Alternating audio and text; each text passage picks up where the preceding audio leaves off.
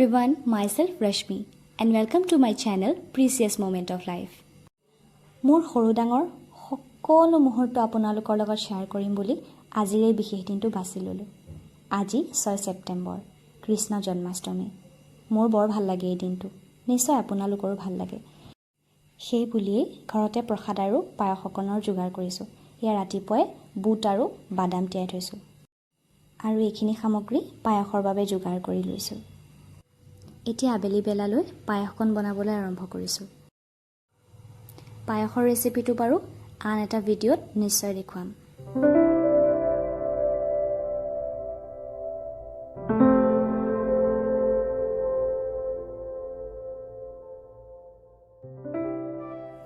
আৰু এয়া মোৰ পায়স ৰান্ধি হৈ গ'ল। দেখাত বাৰু ভালেই হৈছে। সকলোৱে খায়ো ভাল পাইছিল বাৰু।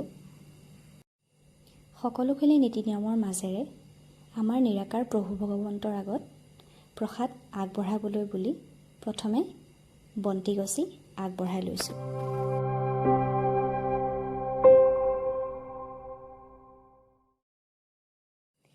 এইখিনি কামত বৰ বেছি পাৰ্গত নহয় বাবে বৰমাক ওচৰতে বহাই লৈছোঁ। মায়েও যথেষ্টখিনি সহায় কৰিছে।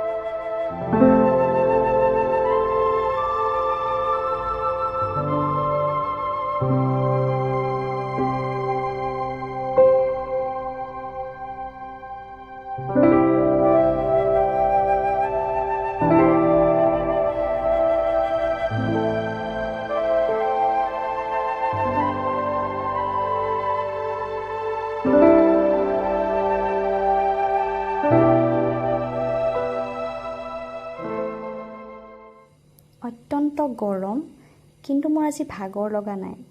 মই অধৈৰ্য হৈ যোৱা নাই। হয়তো মই মোৰ আৰাধনা কৰাজনক চিন্তিয়ে এই কামখিনি কৰি আছোঁ বাবে মোৰ তেনেকুৱা একো অনুভৱ হোৱা নাই।